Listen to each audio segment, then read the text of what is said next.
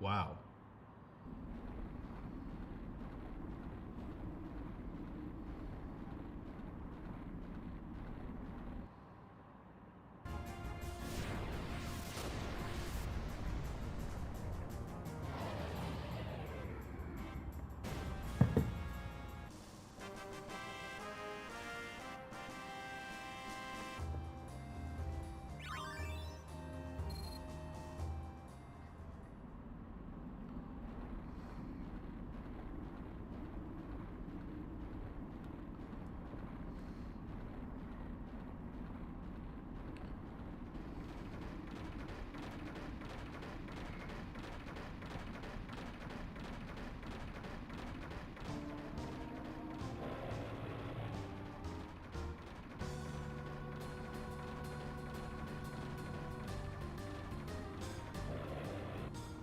Oh my lord.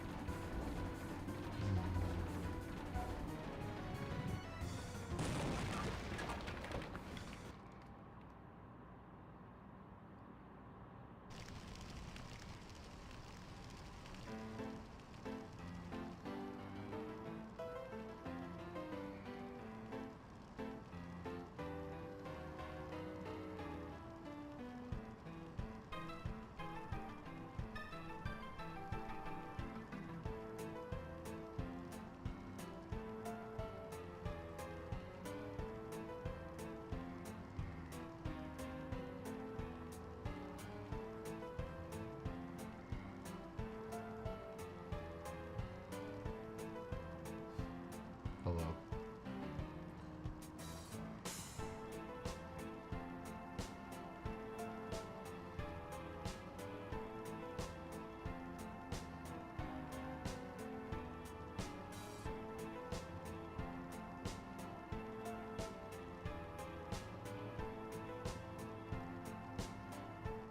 Hey, Special Edgar, what's going on?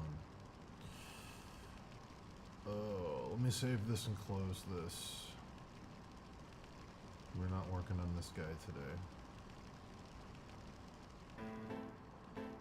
We're not working on this guy either, but I do want to look at him.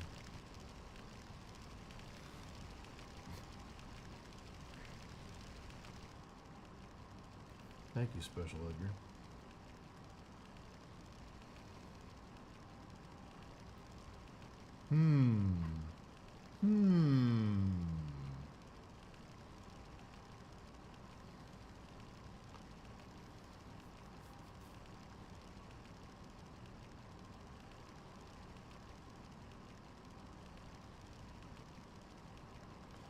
Alright, let's save this.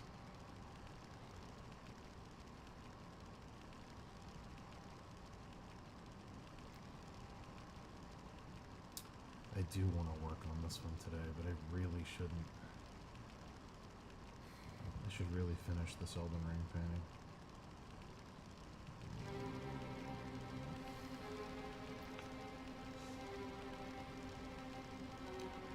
I'm gonna do both. I'm gonna work on this a little bit more, and then we'll go to Elden Ring.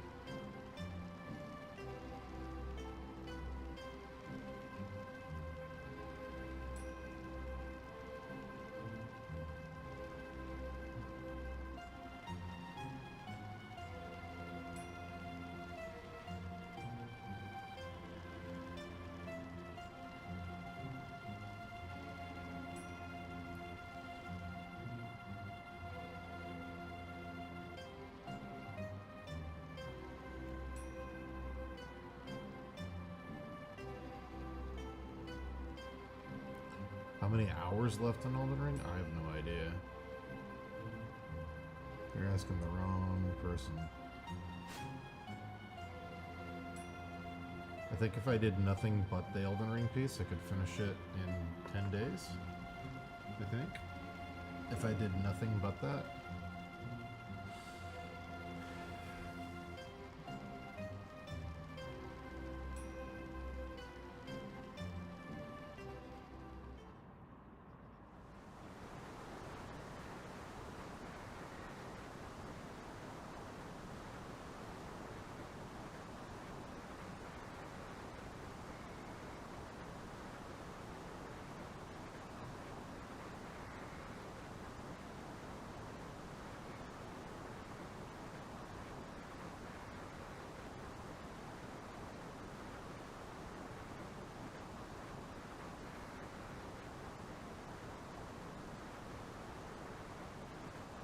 It's a good idea.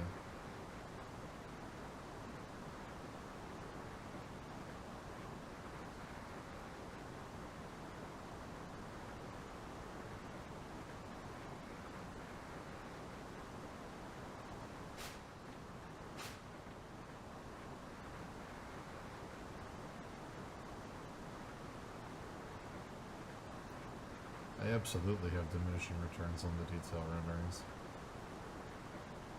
It's a compulsion, it's not logical.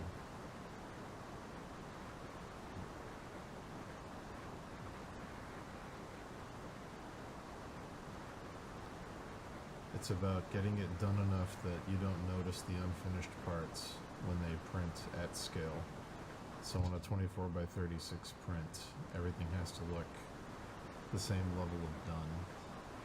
That's kind of my only metric for those.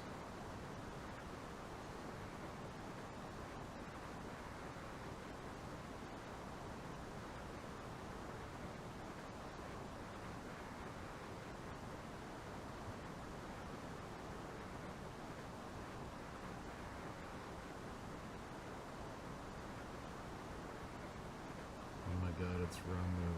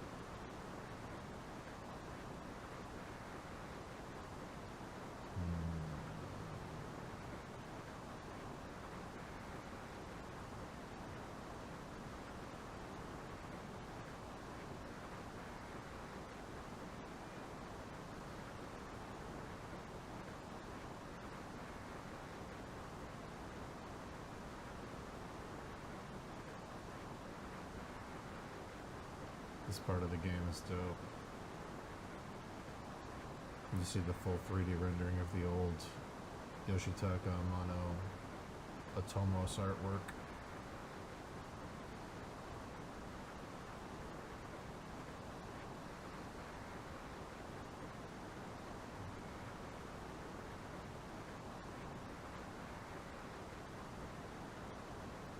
Hey, Pygmy. Thank you.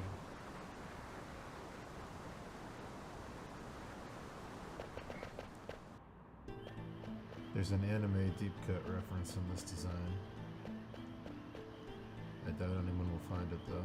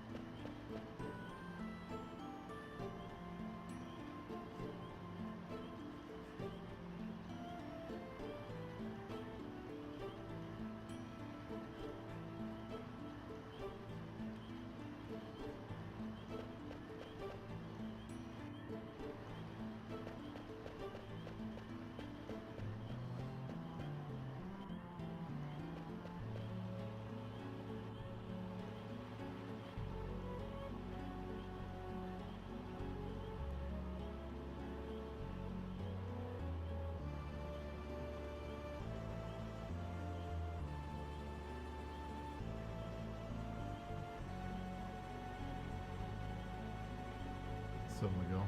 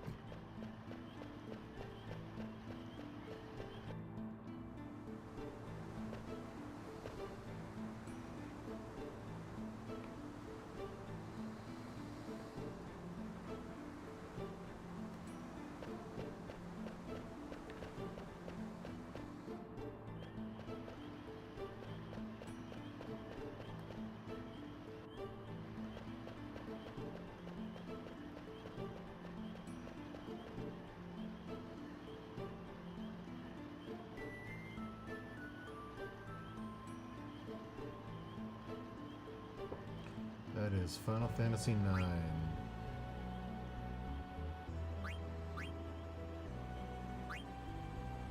One of the greats.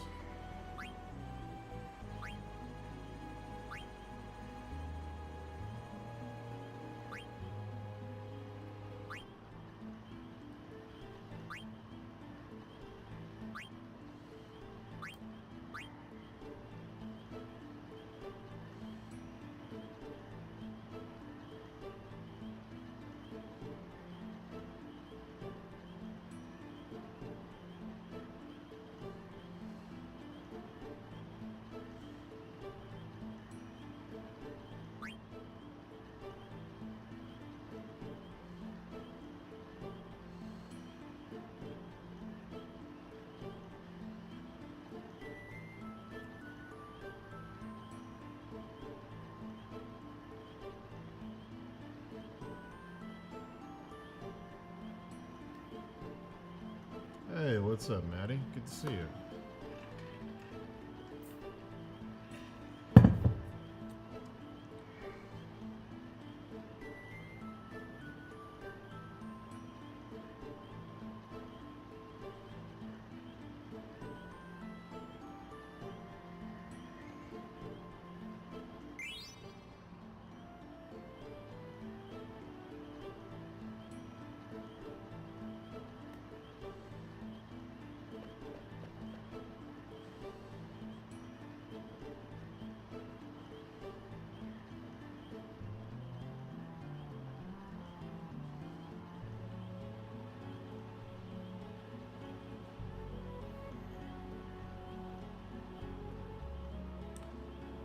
Yes.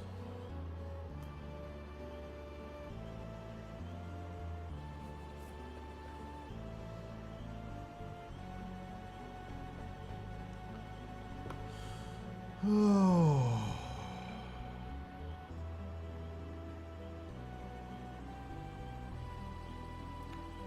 I want to check on the thing I'm basing this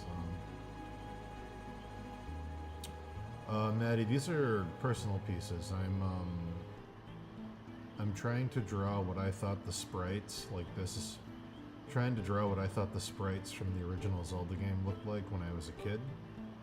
Because I played the game and it didn't have a manual, so like, this dude here, apparently it's supposed to be a rat, but when I was a kid I thought he looked like a crazy Viking dude. So I'm trying to do what I thought all the sprites in Zelda were when I played it. Which is a weird personal project I've been working on forever in the background while I do client work, but I really want to finish it this year. There's like a bunch of these, but yeah. Stuff like this, like, I thought this guy was like a bulldog, pig, goblin dude, so I always thought he looked like this, but yeah. Yeah, so I'm going to be doing a lot of these.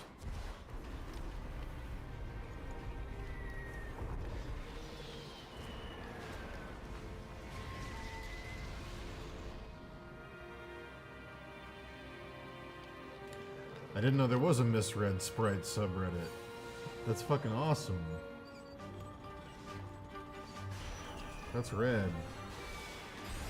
I'll have to go back and look.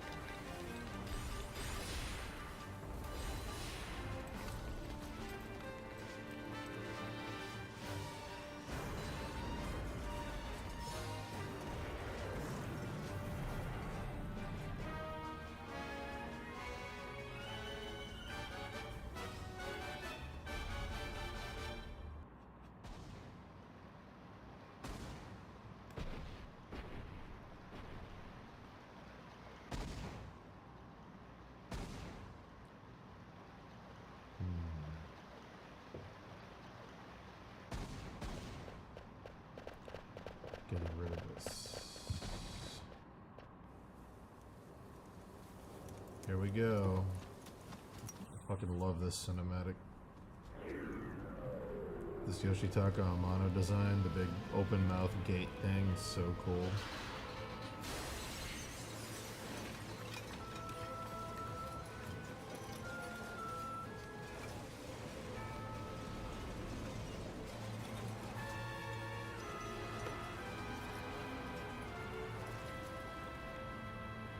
So dope.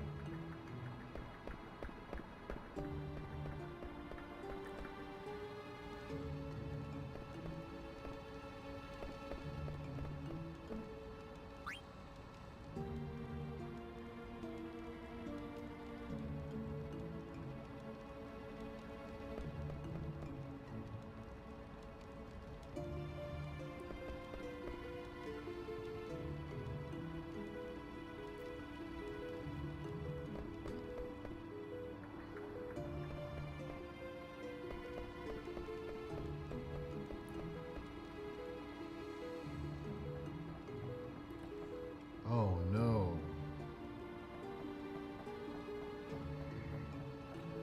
I'll check out that subreddit later, thank you.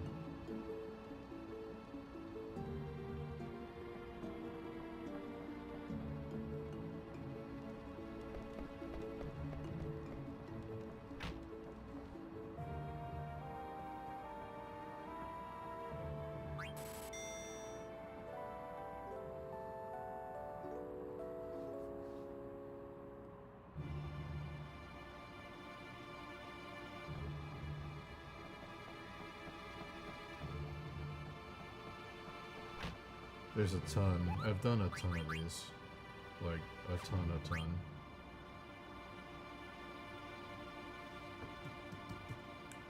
Some of them are more straightforward than others. Like this one. Spooky Monster Man.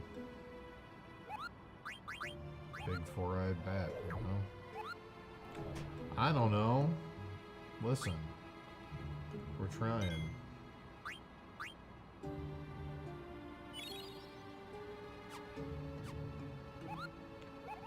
Some of them are weird. Like this one. Some of them are strange.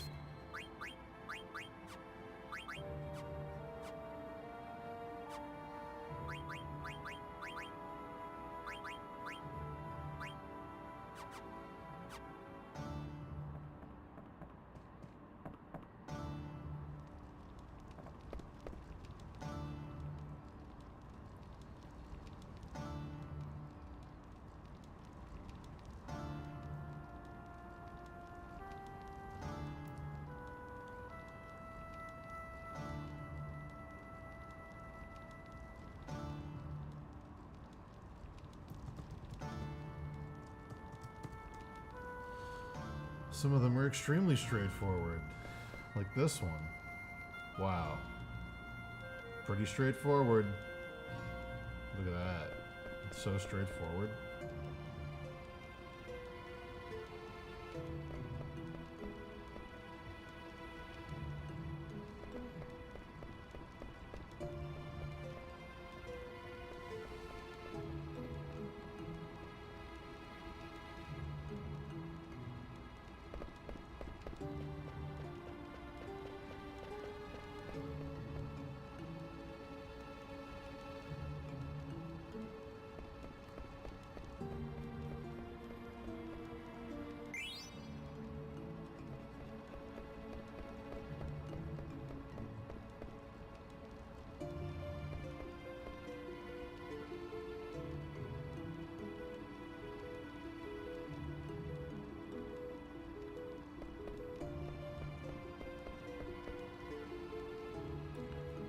I never thought he had a shield. I thought he had two swords. I thought he had two weird rusty swords. That's what I thought.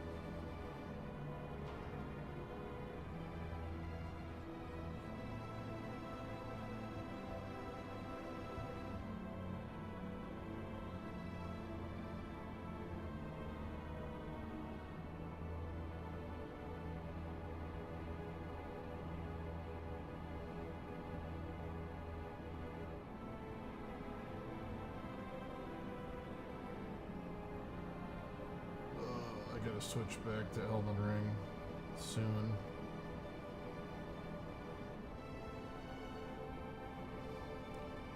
I don't want to, but I have to.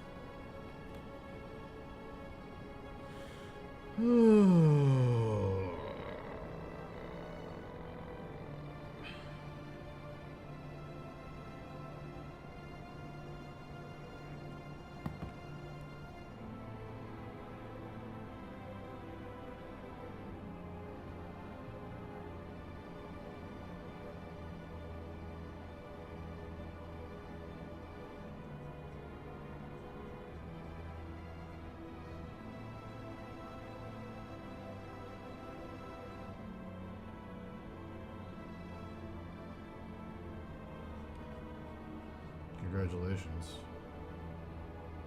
You've spelled boner. You have tricked YouTube into letting you spell the word you desired.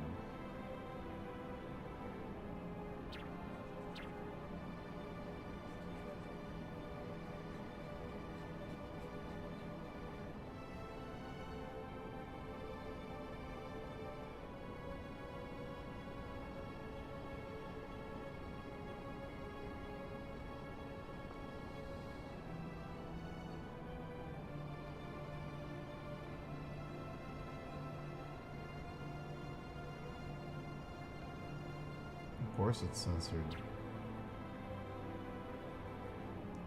That's an uh-oh adult no-no word.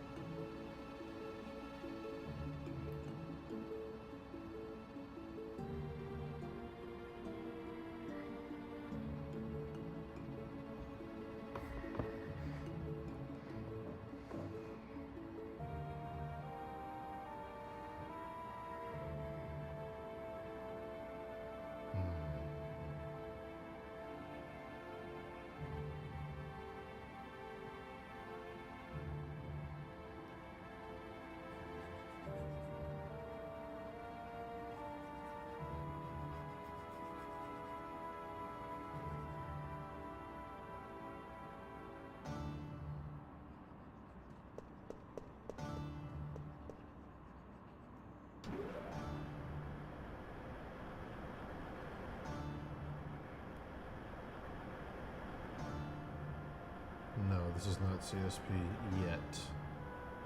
We will be going over to CSP once I get all of the detail stuff figured out.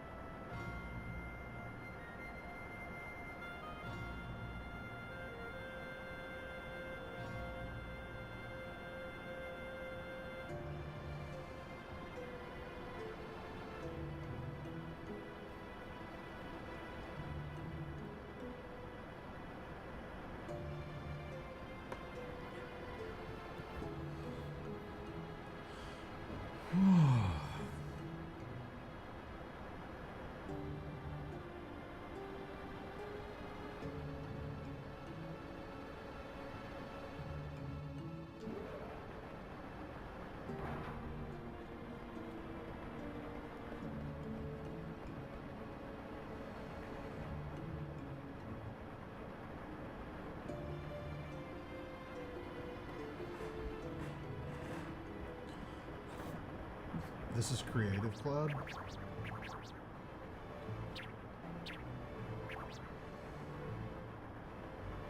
So probably the latest one.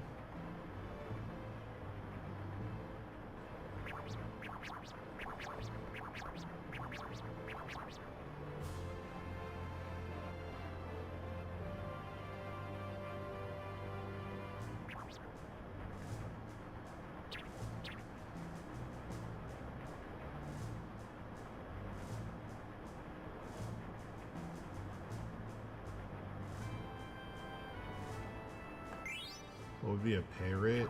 Oh, I don't know. I'd never ask someone to do it because I can do it myself easy. I don't know what a rate would be. It's not something I would consider. Me and Dave like to do everything ourselves.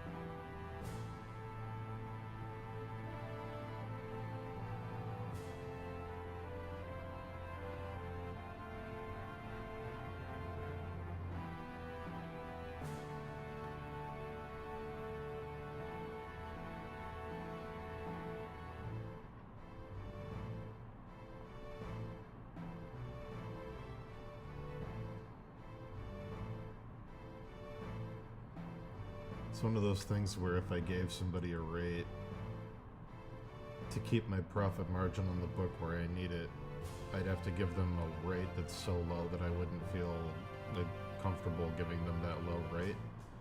So like I can take a pay cut on the work to make money on the sales on the back end. So like I don't mind doing that and taking the hit myself because it's my book. But like I'm not gonna hire somebody and give them a shitty rate. You know, I don't want to do that. But in order to keep my profit margin on the book where I need it to be, the only way I could pay somebody to do it is if I paid them a shitty rate. So I'd rather just do it myself.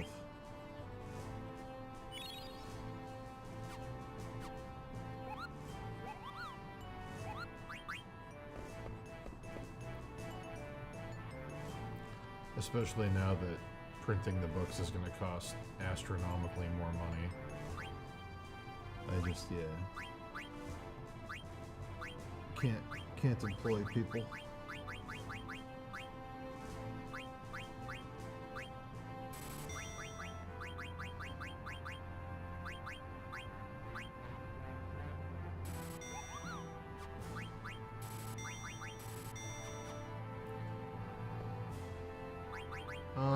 I don't know, $25, $50 a page is something I'd consider a shitty rate.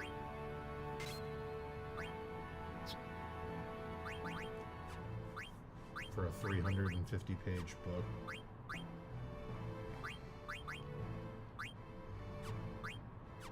probably couldn't even do 50. It'd probably be somewhere around 20, 30.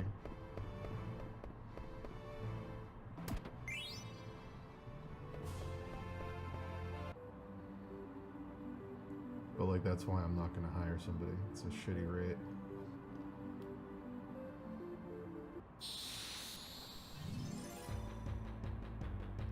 It's not pretty good. It's a shitty rate. I've done work for that low, and it doesn't feel great. So, if it's not something I'd be comfortable taking, I don't usually offer it.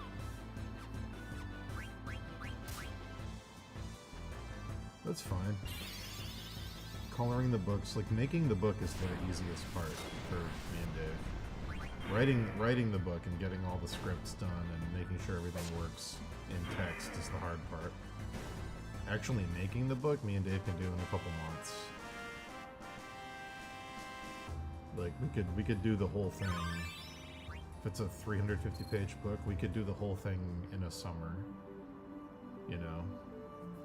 Start to finish. We could do it in like 3-4 months. Once the writing's done, the rest is very easy for us.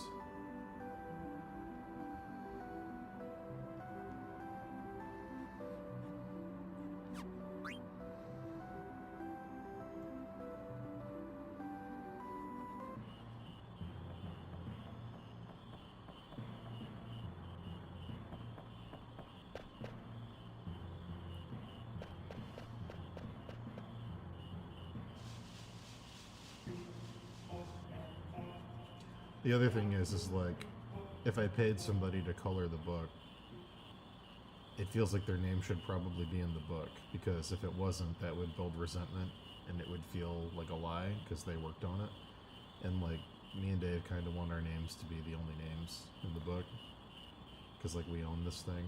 So like, there's just a whole bunch of reasons why I would never hire somebody to do it.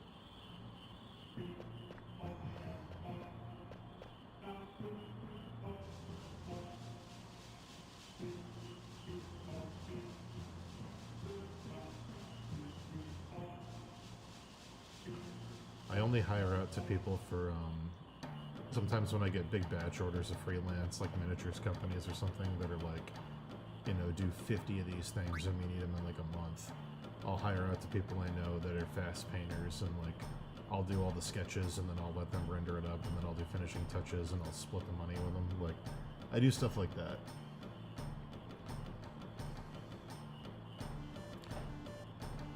Yeah, I know that, Artifacts, but that feels shitty. That feels like a shitty thing to do to somebody. I was a freelancer for years, I still am. I felt shitty when I worked hard on something and I didn't get the proper credit for it, even if I got paid for it. And I don't want to treat people that way. So like, yes, you can contractually bind people to do all kinds of things, but if it's not something I feel comfortable taking as a freelancer, it's not something I'm ever going to do to somebody else.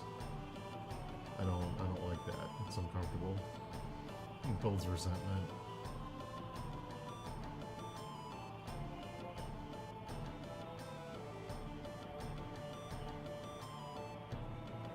I don't like NDAs. I don't like contractual stuff with people. I don't enjoy that.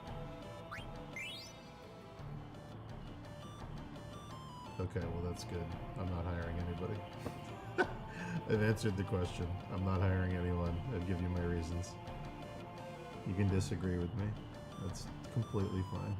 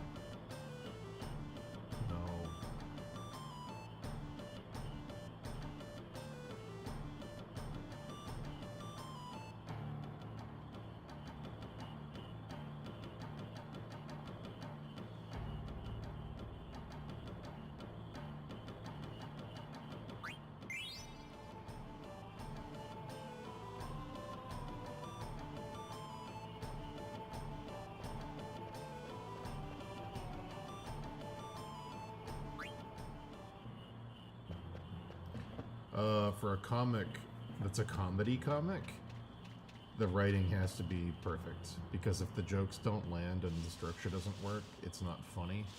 And if it's not funny, the whole point of the book kind of doesn't work. So, like, yeah, the writing has to be as good as you can possibly get it. In a comedy book like our book, the art being kind of bad is actually better. Like, there's a reason why our first Steve Lichman comic looked like shit. Like, me and Dave could both draw when that came out. We weren't, like, you know, bad at art, but, like, it looking shitty is part of the joke. It's like, yeah, the less realistic something looks, the more accessible it is. That's why the most famous portrait in the world is the smiley face. It's like everyone sees that and knows that's a face. The more realistic things get, the more you alienate people because they might not look the way people think they should in their head. The more uncanny valley stuff can pop up, the more unrelatable things might be or inaccessible they might be. Like a shitty looking skeleton with a crown on his head can be funny to way more people than a highly realistically rendered skeleton with a crown on his head. So, like, yeah, the writing needs to be solid. Everything else can kind of be on a sliding scale. We eventually got to a point where, like, we never want the book to look, like, realistic and crazy. Like, we never, that would kill the joke.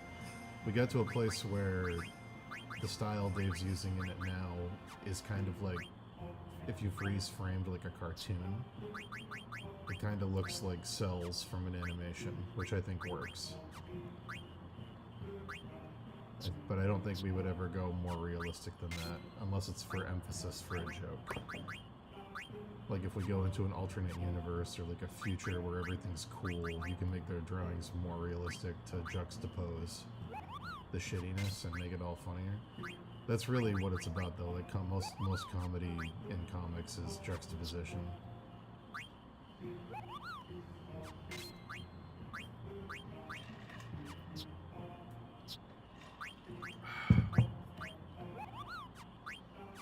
Hey, Spitboy.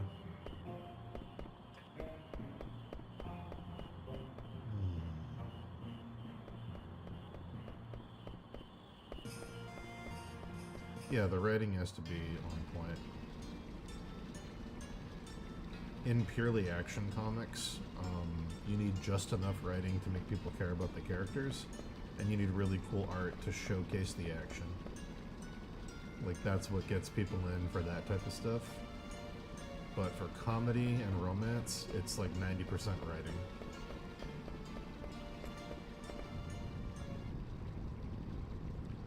Actually, don't think that works. Kill that.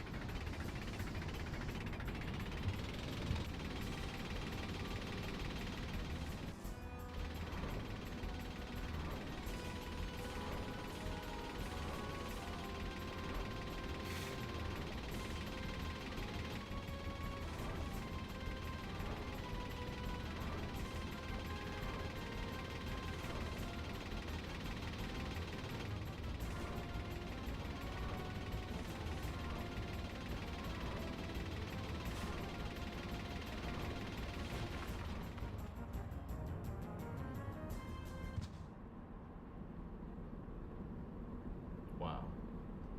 That monster they just fought, you can get as a summon later in the game. It's called Arc. Wow.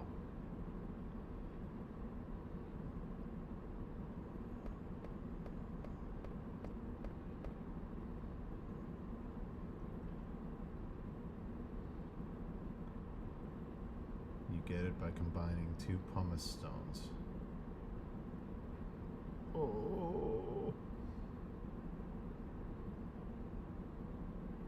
A few games off the cuff with top shelf writing. The main 5 games are so curious on my taste. Top shelf writing? Ooh. I mean, the God of War remakes are... not remakes. The God of War sequels and Ragnarok have very good character writing. You can agree or disagree that the scenario is cool, but the character writing and the motivations of the characters is very well done in those games.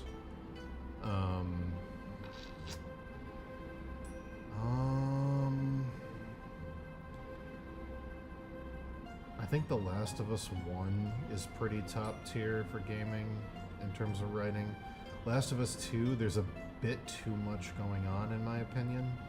It gets a little convoluted where like they're trying to do like a message about the pointlessness of revenge, but also the entire game is you taking revenge. It's very, very kind of ham-fisted with the big meta message they're trying to give in the second one. The first one I think is very, very good though. Let me think. What else? I think Ni no Kuni, the first one, the first Ni no Kuni game, has really good writing. Especially if you play to the true ending and not the game's ending. It's written very much like a Studio Ghibli movie, which obviously that's what they're going for, because they worked with Studio Ghibli.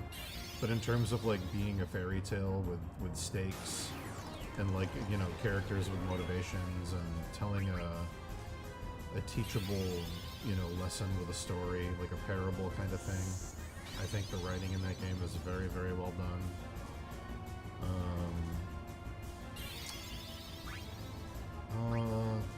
Life is Strange games are good.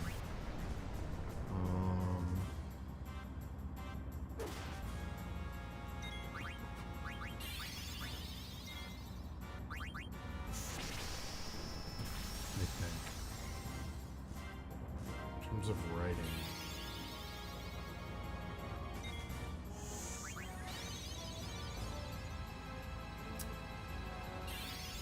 I feel bad. I feel bad because the bar for quality writing in games is lower than it is in other mediums. Because there is really good writing in some games, but overall the genre doesn't have a ton of it. There is definitely some, and I'm trying to think of more. I know I'm forgetting some. I'm trying really hard to think of more.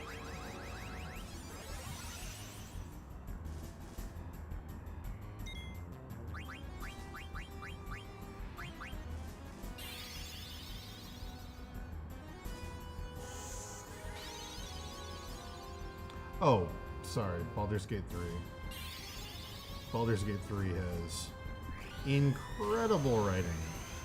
And it's even more incredible when you realize that every time you play the game, it could theoretically have a different story based on the decisions you make. And like, all of the different scenarios are meticulously thought out, and all the writing is like incredibly well structured for each and every way things could go. That game is crazy good writing. Probably the best. Because all the characters are distinct, and they all have distinct motivations. And what you do in the game can make them grow or change their mind, or maybe they won't. Maybe they end up, your allies become your enemies, or it's, yeah, that game is like a masterclass.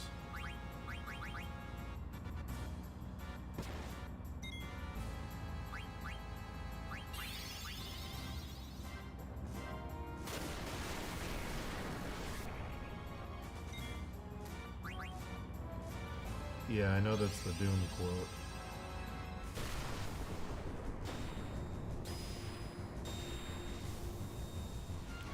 I typically don't enjoy the Quantic Dreams games.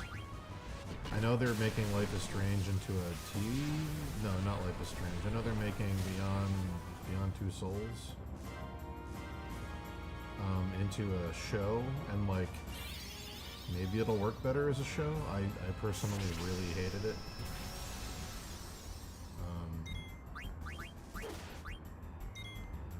And then there's, you know, minimalist stuff. Like, I would say that the writing in Shadow of the Colossus is really good, even though the whole game could probably be on a single sheet of paper. But what's there is incredible. What's there is really, really good. It's very minimalist, but I'd still say it's written very well. But yeah, I think Baldur's Gate 3 is probably, you're not going to find anything better.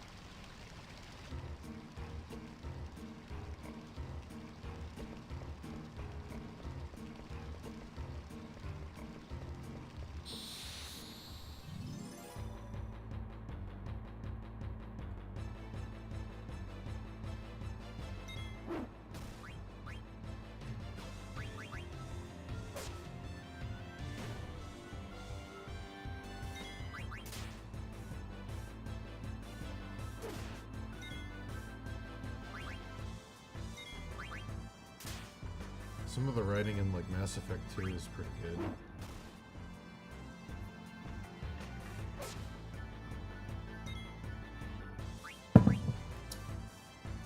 Alright, I gotta stop working on this.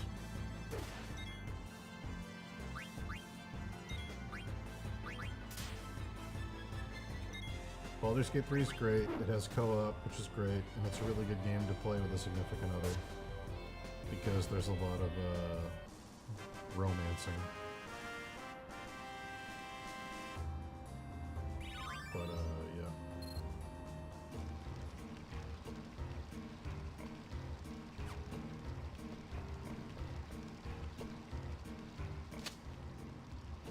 Alright.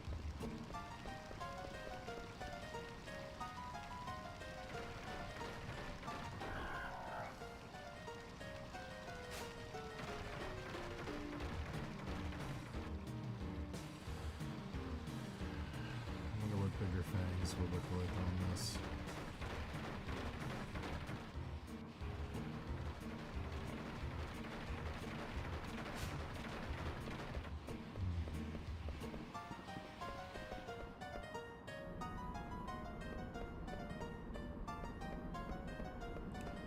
I would argue that Baldur's Gate 3 is more like a game and The Last of Us is more like a movie. Personally, Baldur's Gate 3 is almost entirely about building characters, navigating scenarios with choices, making decisions. Like, The Last of Us is like, the story's gonna play out the way that Neil Druckmann wants you to watch the story, and there's nothing you can do to change it. And you're going to go through levels the way he wants you to go through the levels, and the bosses are always going to be the same bosses every time you play it. It's very on rails in the way that like a movie experience is, where like you're watching what Naughty Dog wants you to see, and you're going to see the stuff Naughty Dog wants you to see, which isn't bad, but I'd say that that's more of a cinematic experience than Baldur's Gate 3, which is, I'd say, almost entirely up to the player, how things go. You can kill every character in the game if you want to and become a mass murderer. You cannot kill anybody and go full charisma and talk your way out of every scenario. You can, you know, the amount of player choice you have is wild. You can get to the end of the game not having seen 50% of it. You can decide who your allies are. You can decide who your enemies are. You can decide what everybody does. Yeah, there's an incredible amount of player freedom in Baldur's Gate that I think makes it not like a movie, in the sense that you're kind of, if it's a movie, you're the director, essentially. But I think The Last of Us is much more like a movie.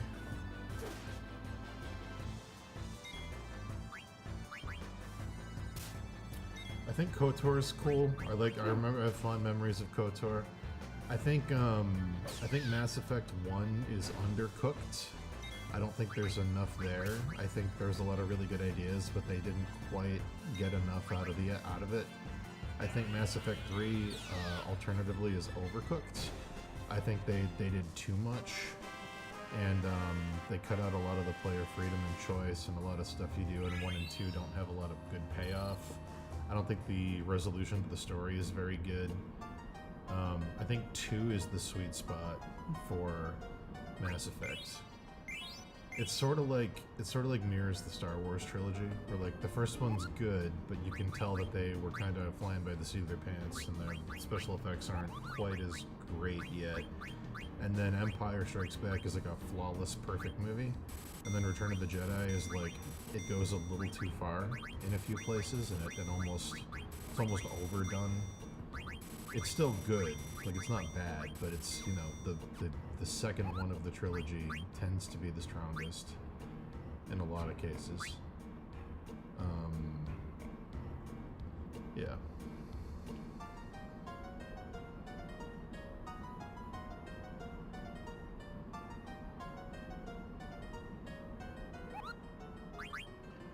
Do I think it's good for people that don't know D&D at all? Yeah, I think it's a perfect introduction because it explains most of the systems to you. It's essentially just rolling dice. It's essentially just a game of not chance, but you build your stats around dice rolls and trying to maximize your dice rolls. but you can't build your stats in every direction. You're always going to have some kind of sacrifice, so if you put everything into strength and you have a roll that's checking your strength, you're probably going to do really well. But then you haven't been putting points into charisma, so if you're talking to somebody, you probably are going to come off like an idiot. It's all, you know, it's all just building your character to have the experience you want to have.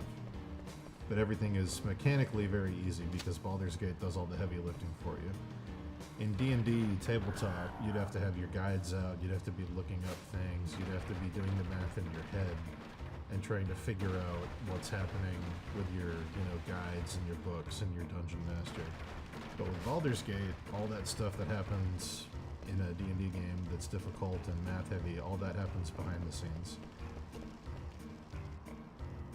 It calculates all that stuff for you so you don't have to. So it's much more streamlined.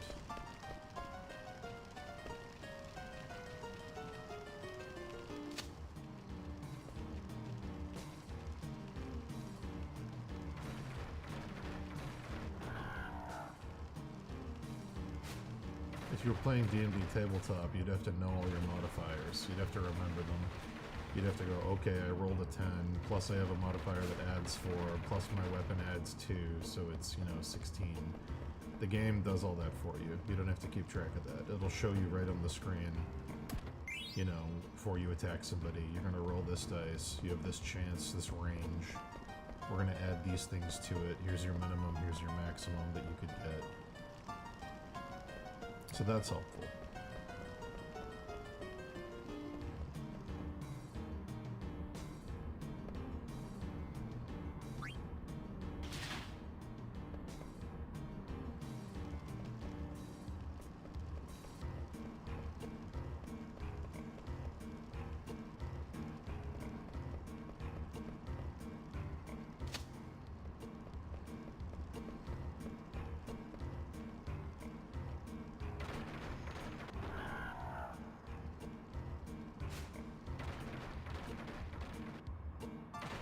But back to the point of what the question was that started this tangent, I think Baldur's Gate 3 probably has the best writing in basically any video game.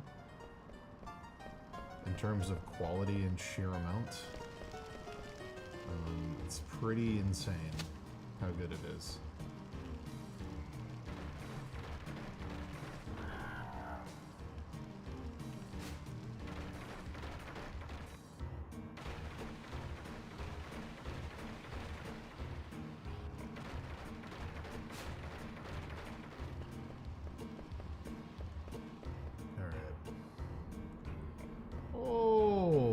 Guy.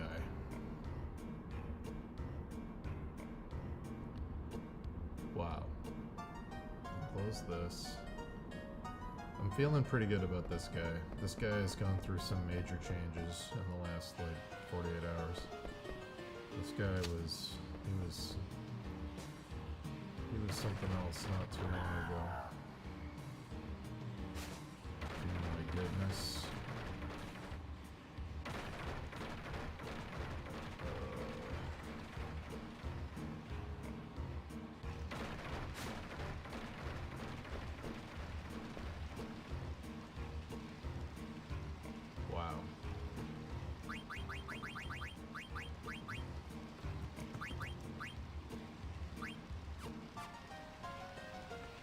I do want to work on this one a lot. So one thing I'm doing with these guys is I'm having the lower level enemies kind of worship the higher level enemies, sort of like generals or deities. Like this three-headed dragon comes back in a lot of designs on this guy, like the two heads of the dragon on the sword here, or down here, the two heads of the dragon blowing fire, or two heads of the dragon on this buckle thing here, or up here in this brooch, three heads of the dragon with the Triforce inlaid with gold. Like up here is the four-headed version with the like energy head thing, this like burning one in the middle with the gold and the silver, trying to incorporate a lot of the boss mod again down here. I want to incorporate a lot of the bosses into the designs of the lower level enemies. So, yeah.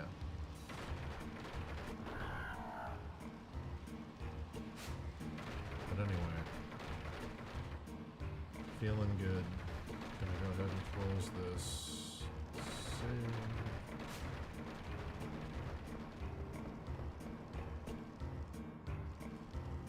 This feels pretty good. Yeah, this feels better.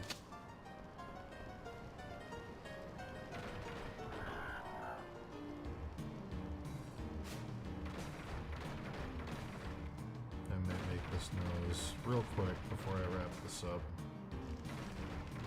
I want to see how big I can make this a high-end nose combo.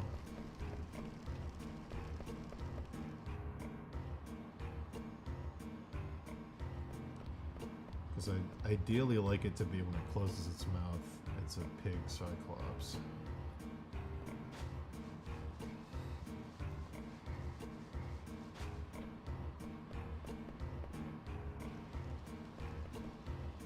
I think I can get away with it being bigger.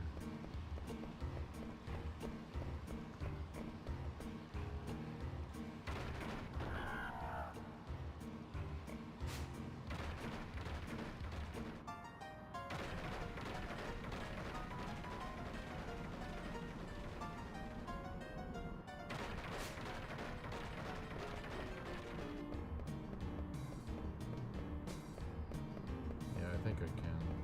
I think I can do this.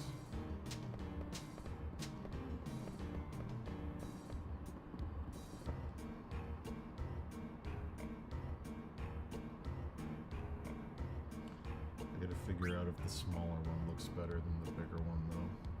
I'll come back to that later.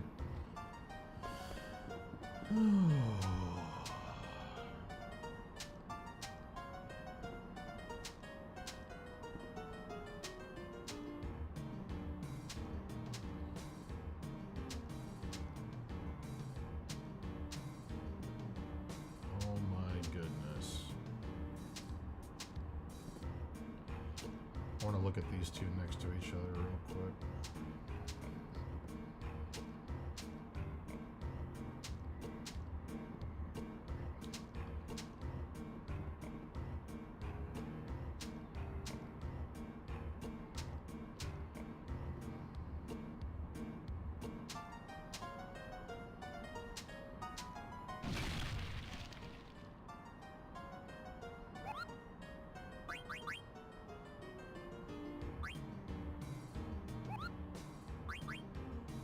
This guy's a little more stout. I think I can make the head bigger on the blue guy.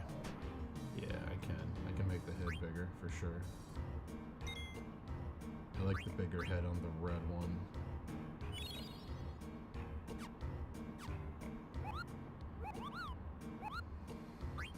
Yeah.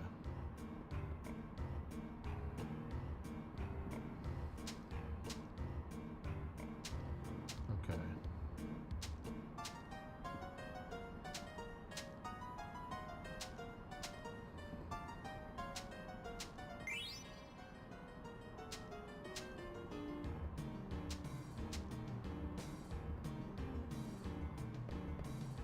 Okay.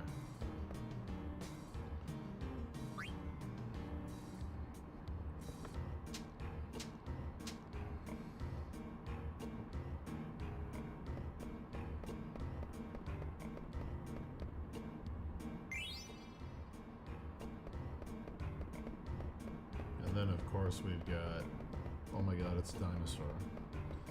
Oh my god, it's a dinosaur I don't want to finish. We gotta do that.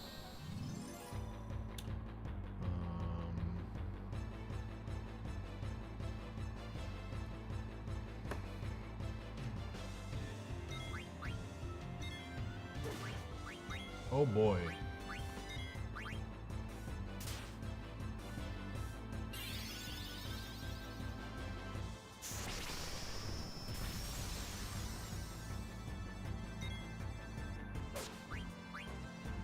Real quick. I want to try something. I don't know why I didn't do this before.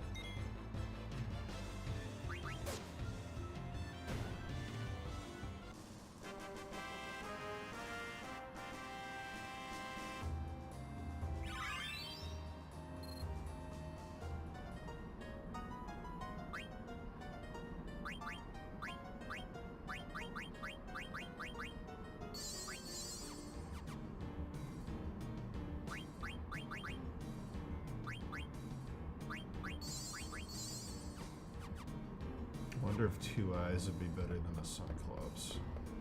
I bet it would be.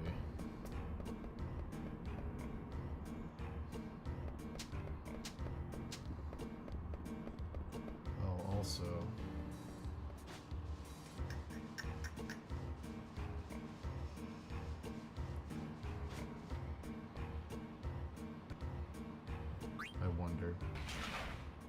I wonder if I can just warp this on. Let's take a look.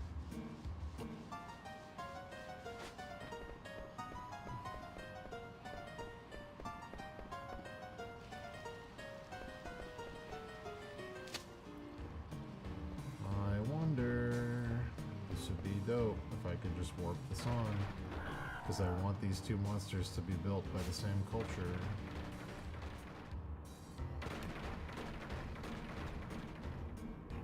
I want it to look like this gate right here. Okay. Oh, sorry.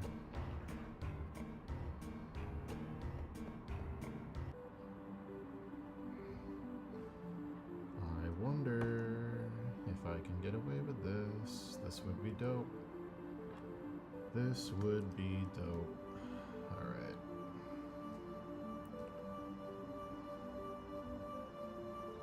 Oh my god. We made it off the Mist Continent, guys.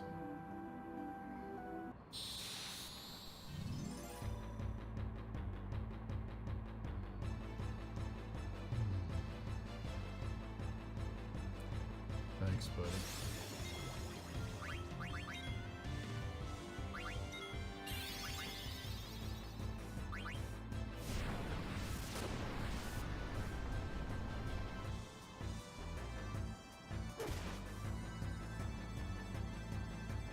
I think I can do this.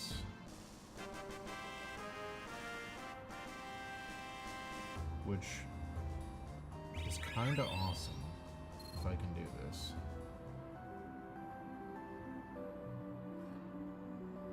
Oh.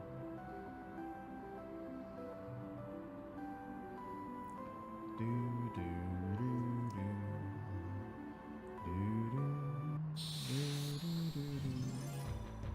do do do do do.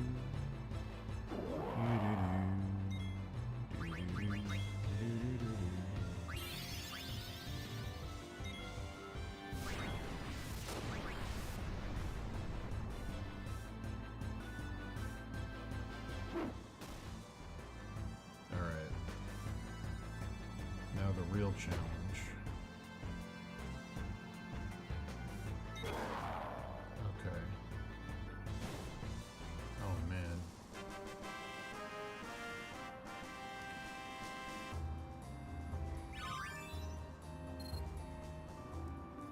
Oh, I didn't merge them. What a fool I am. Oh, come on. Why is my stylus being fucking silly?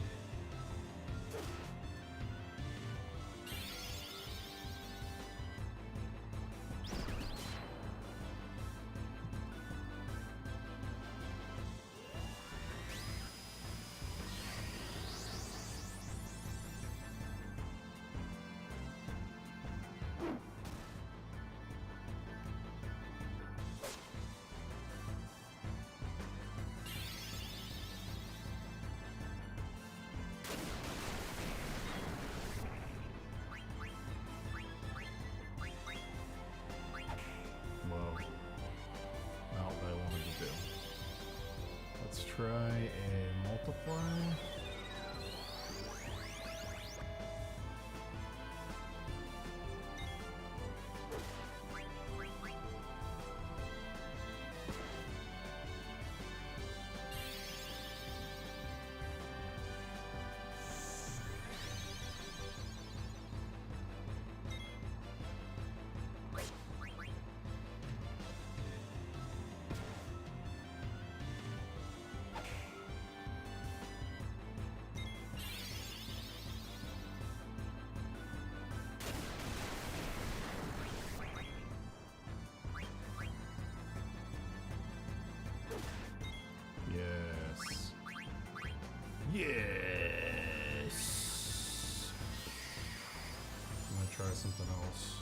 parts I color this in.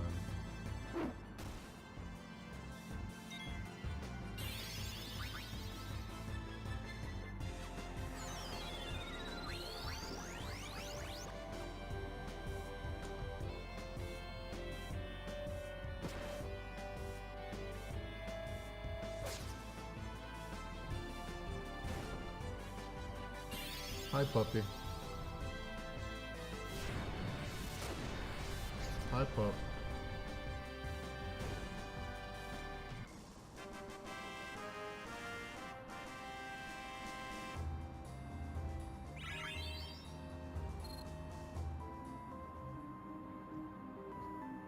Alright.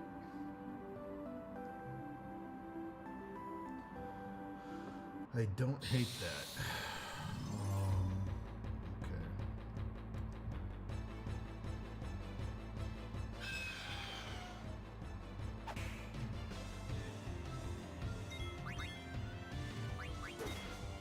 Get it a little closer to the top.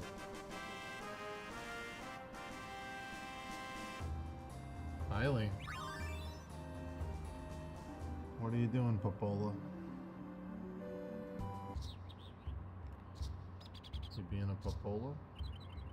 Alright. Boo doo doo. Boop boop boop. Boop boop boop boo doo doo doo doo. Alright.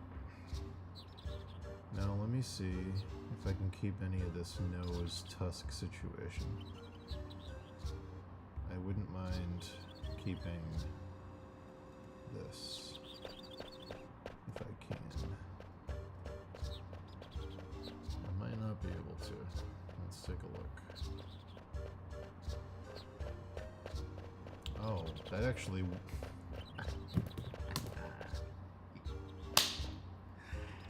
Yes! I love it when things work out. Fuck, that feels good. Okay, that's such a relief. Holy shit. Oh, good. Good, good, good, good, good, good, good, good, good.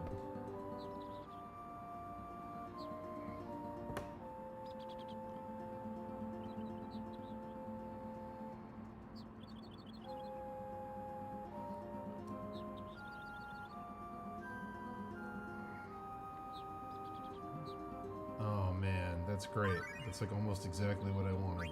That's perfect. Okay.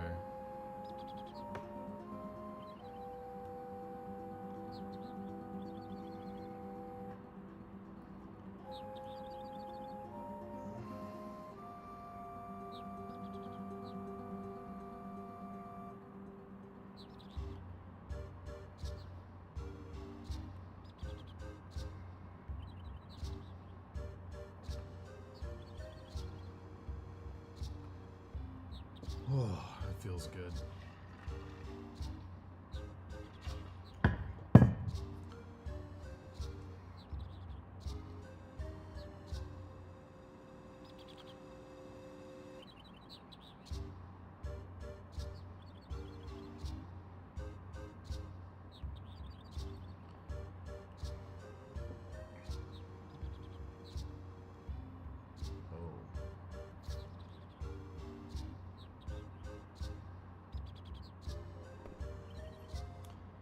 Happy with this chat. Getting happy with this.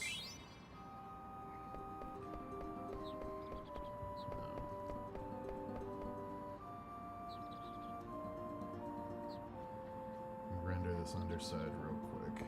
Clean up what was there.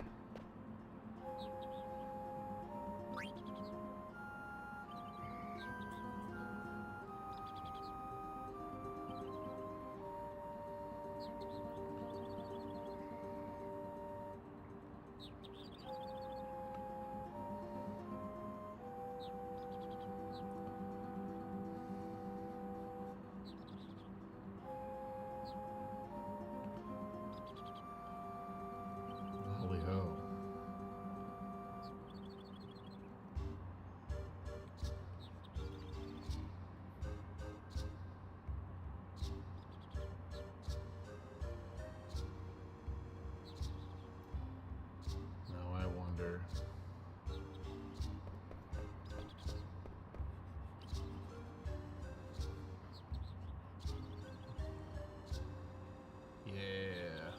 Yeah. Hell yeah. Okay. Okay, sick. And then when it closes, the tusks can go up into it. Yeah. Okay.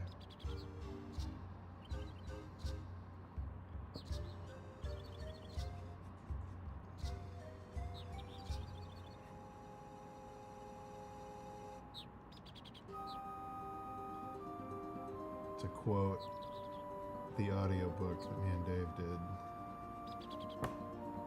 Ooh, I love it.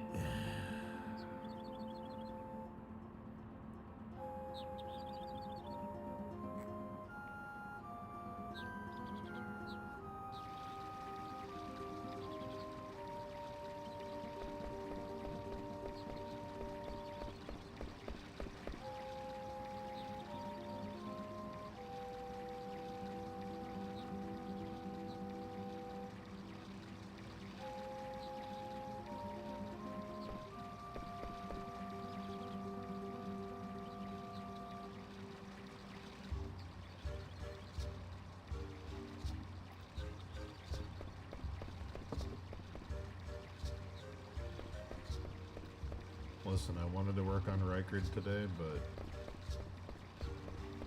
when you got momentum sometimes you just gotta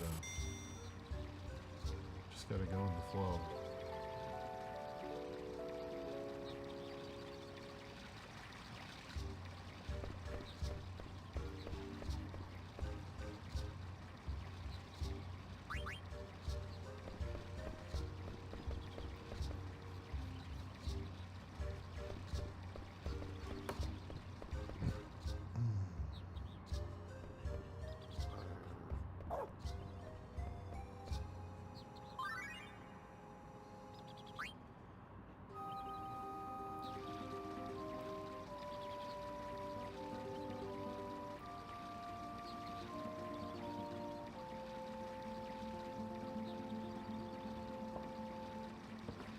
What do I feed my dog?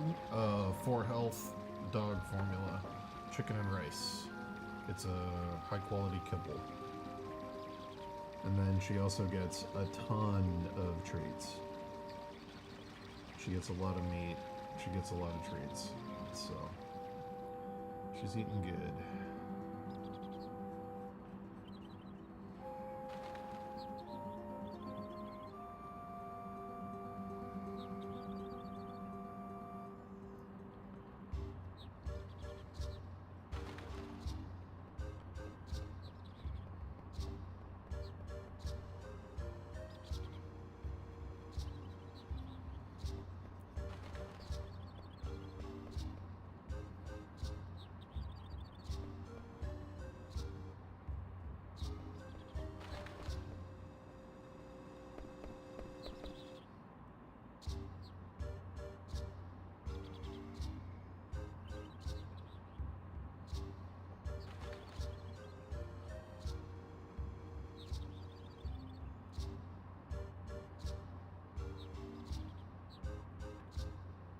Excellent. Excellent.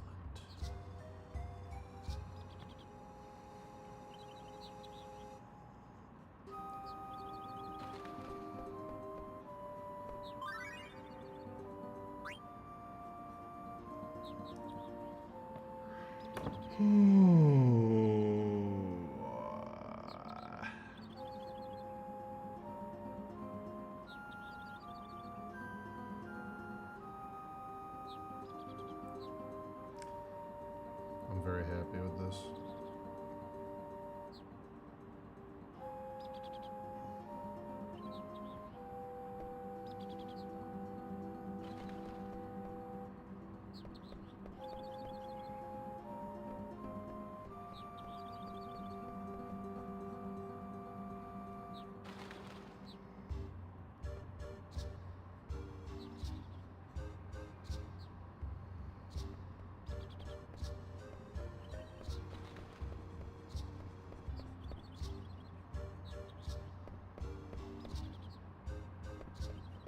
Oh, don't worry. It'll be shinier when we're done rendering and we do the overlay layers to do the lighting. Overlay layers are so good for metal.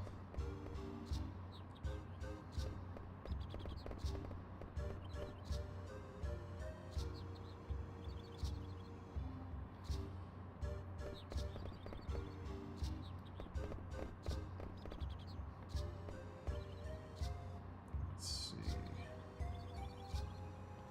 Yeah, okay.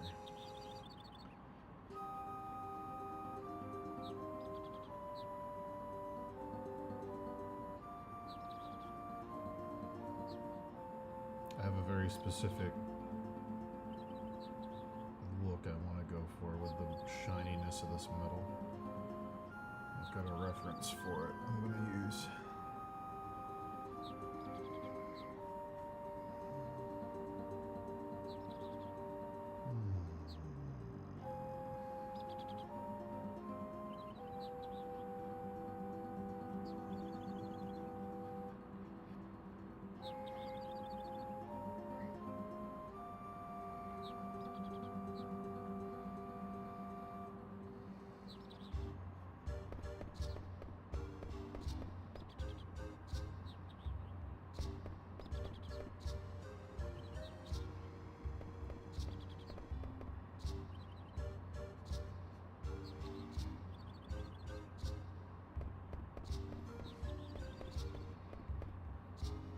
So in the game, this enemy can't be hurt with your sword. And if you hit it with your sword, it makes the metal clanking sound it makes when you hit shielded enemies. Like your sword can't do any damage, you're hitting it against metal, like ting, ting, ting. So as a kid, I always thought this thing was made of metal because you couldn't hurt it with your sword. The only thing that can hurt it is the flute. And the flute is the same colors as the sprite. It's the oranges and the yellows.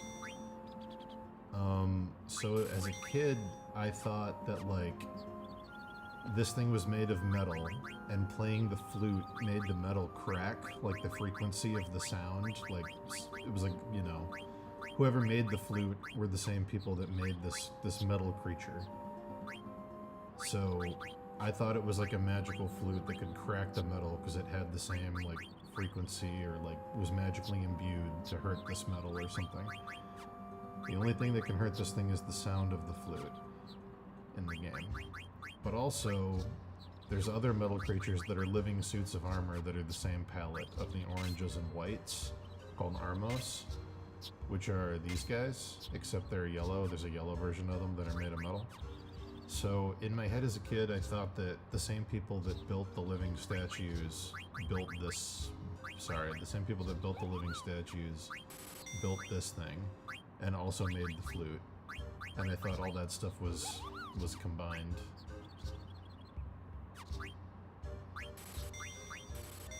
So, thematically, I want this to look like those statues.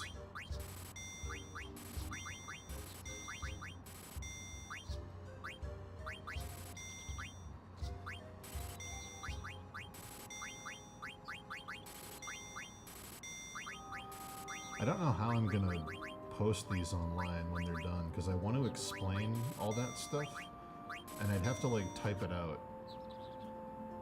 I don't know, I'd have to maybe, like, do the image with, like, an infographic or something. I don't know the best way to do that. But I want to, like, show the sprites and explain what I thought was going on and lay it all out.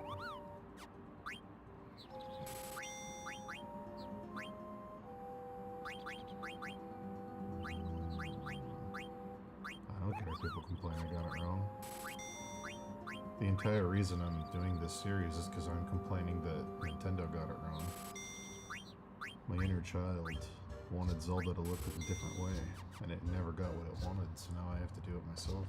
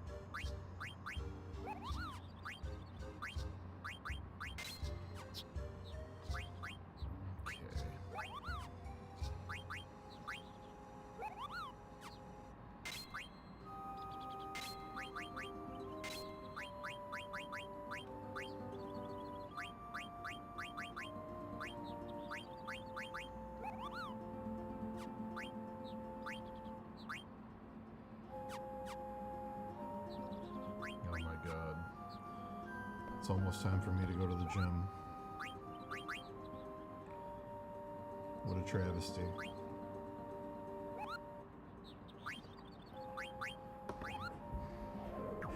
Oh.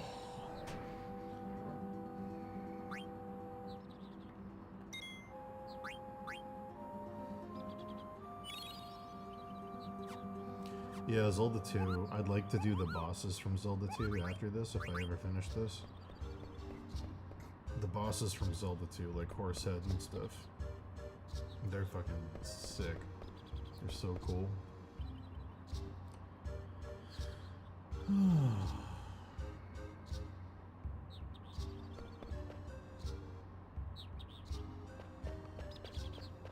Okay.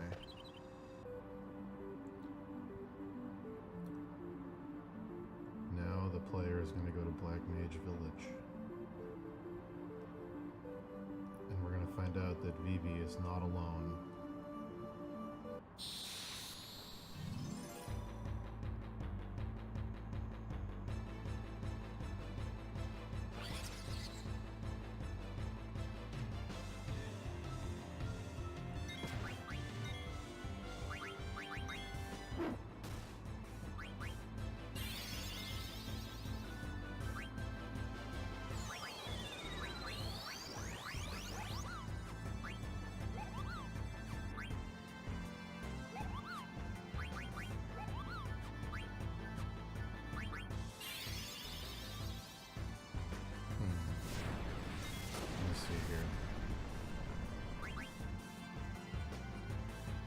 If it should go all the way up to the eyeball. It probably should.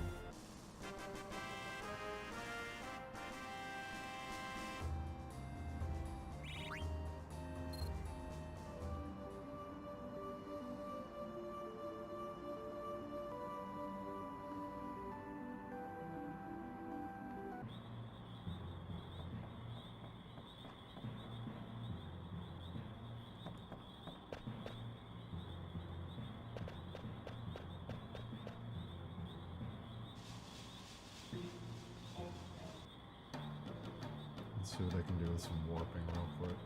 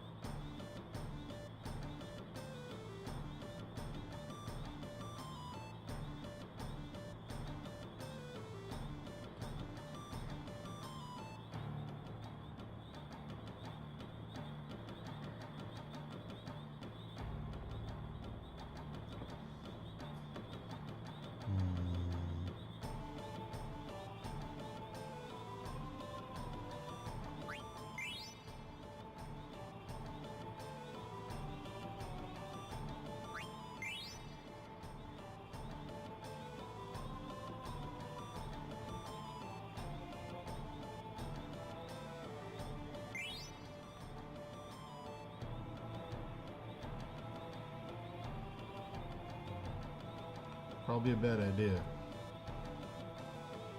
Probably a bad idea, Shaze. But hey, what do I know?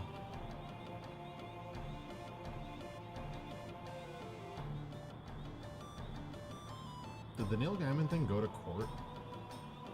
Is that like a thing that's happening? Or is it just not?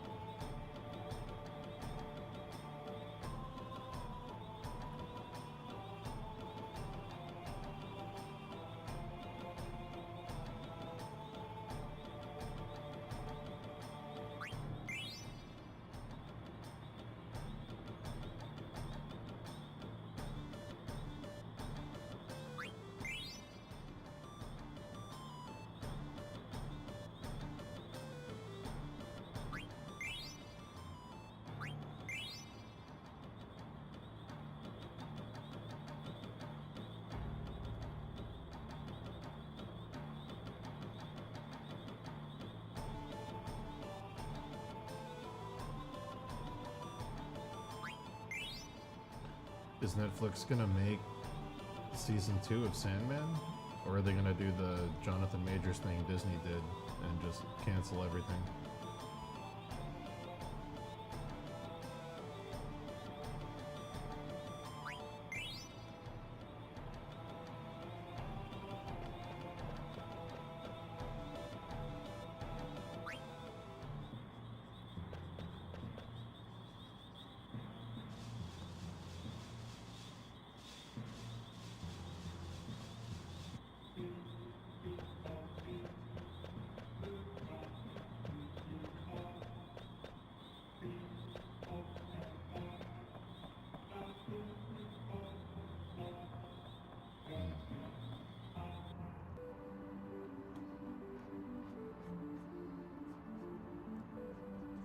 Time to go to Black Mage Village, guys, and find out that vegan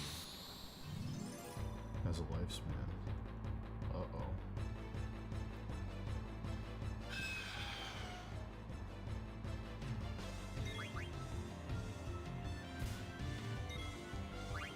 Neil Gaiman might actually not have Netflix money because his contract with Netflix might have had a morality clause. That's actually something to think about.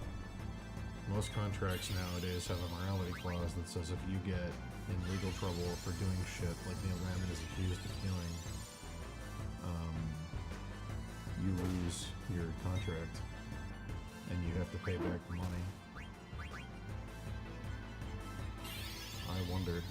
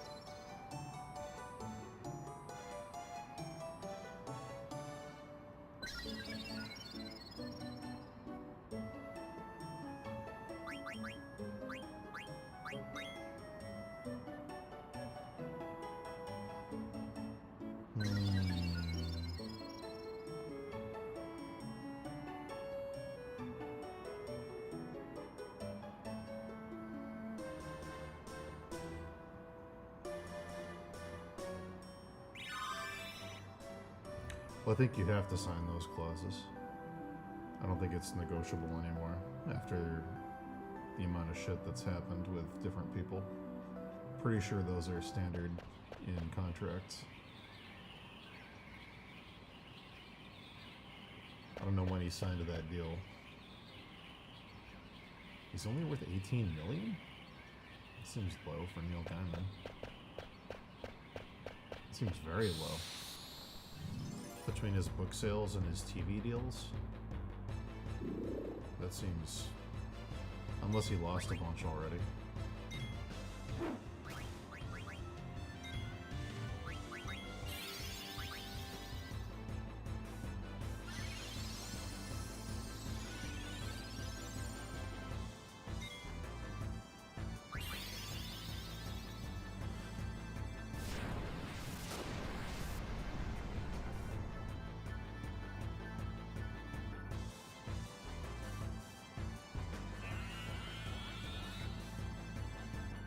Maybe they mean he's worth 1,800 liquid cash and not what he's put his money into, like investments and things? Or maybe when him and Amanda Palmer, I believe they got divorced, right?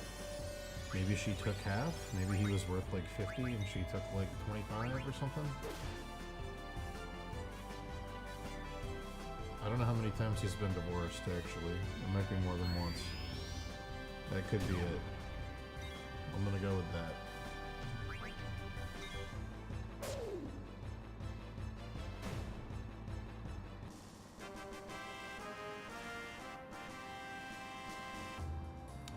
Yeah, Game of Thrones is, yeah.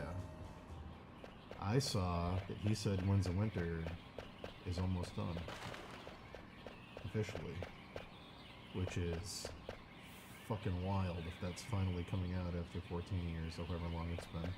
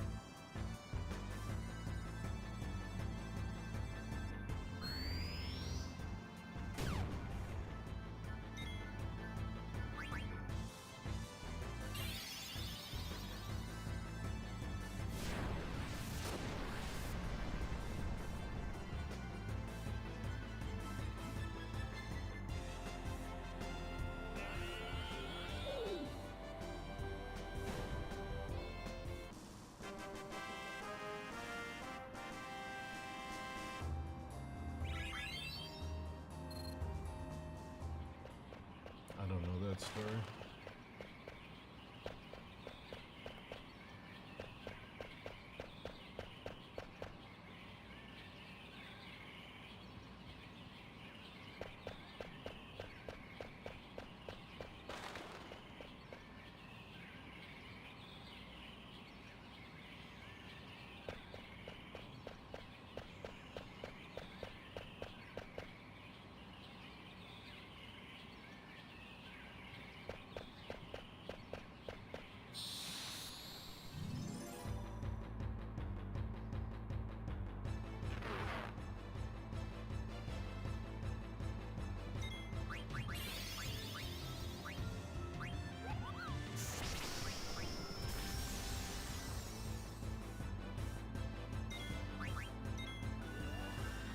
I'm excited to see if the Knight of the Seven Kingdoms show is good, because Duncan Egg is cool.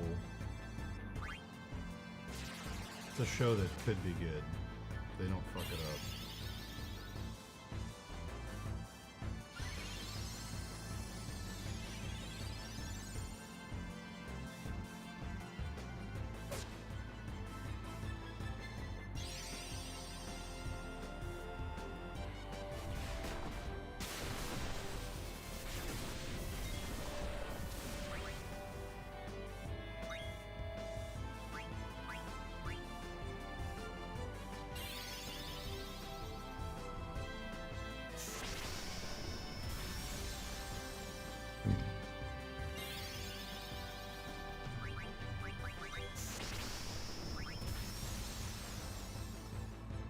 I gotta get ready to go to the gym. I'm sorry, chat. Couple minutes, I gotta go to the gym. Gotta get my 3-hour workout in.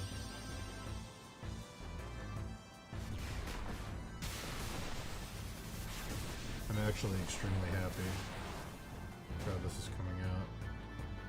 I might widen the face even more, but this solution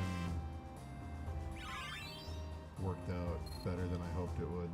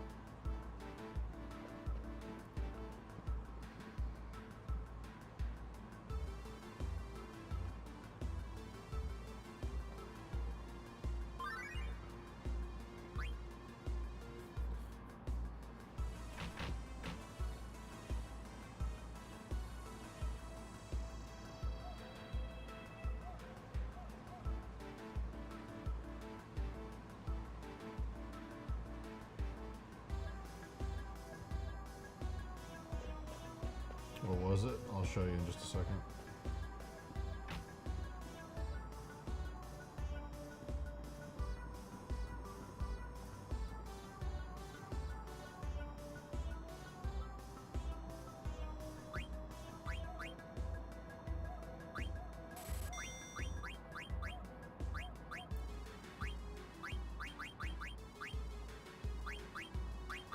So, what I had originally here was this thing, this like weird, you know, it was just like a Cyclops pig thing with an open mouth idea. So the idea being that the like eyeball will open up out of this mouth. But I wanted it to be themed after these guys, and the chest on these guys that pivots around the center is designed after this dungeon entrance from the original Zelda, which is technically two Cyclops pigs on either side, but when you combine them, it looks like a weird bird with fangs with two eyeballs instead of like a Cyclops pig. So like that's what this design was based on. So I wanted to kind of do both of those. I wanted to bring that design back into this, and then also add the pig nose so it's more of a Ganon. And I'm very happy with how that worked out, because now I can design it where the mouth closes and it looks kind of like this down here, and the tusks can, from the bottom, can slide in through the teeth at the top. But yeah, I'm pretty happy with that.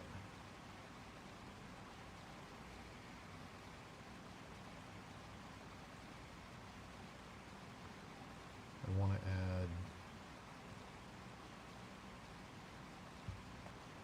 add some kind of Triforce thing up here. I don't know if it would go here. Probably. Yeah, probably there.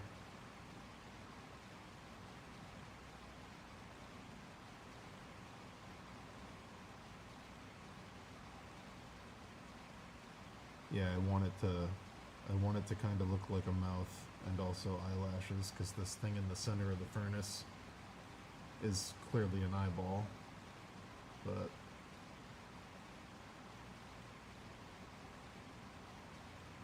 cool.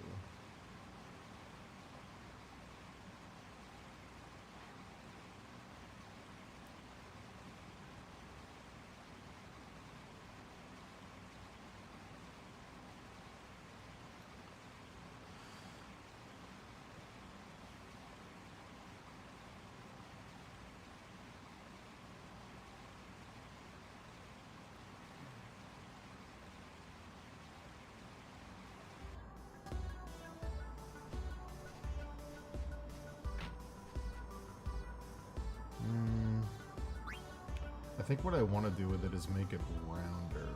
Like, I don't mind the size, but I think I'm going to have to make it more of an orb, because right now it's flat. I think I'm probably going to have to curve it away from the center like that to hide it inside more. Because right now it looks like it's a flat disc facing outward with a cast shadow on it. And I think I want it to be more of a globe surrounded by other layers of globes. So it's probably gonna have to be something like this. But yeah.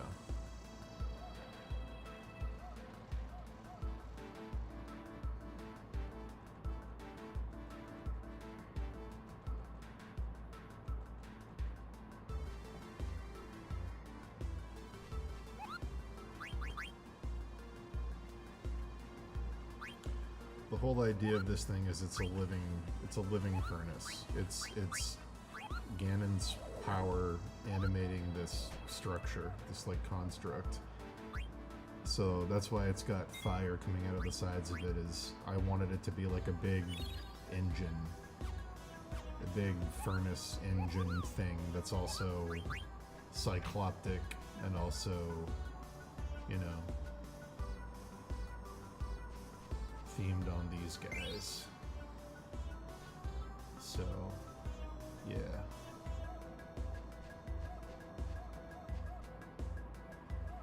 I don't know why I thought the red spikes were fire as a kid, but I did. I don't know why.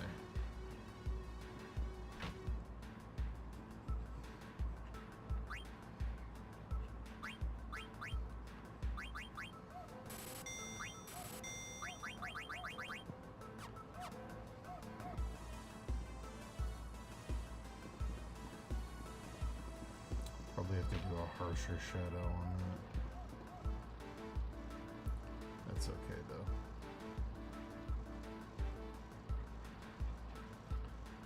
So the center of the furnace, the weird like sentient part would be this Eye of Sauron thing in the middle, and then the ventilation would be coming out of the sides. I do have to get ready to go though.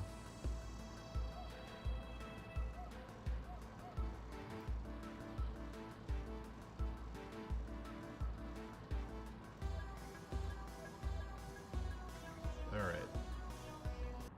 Goodbye, chat. It's time for me to go to the gym, but this was good. Good progress today. I'm very happy with this. This feels good. Feels good. Alright, goodbye.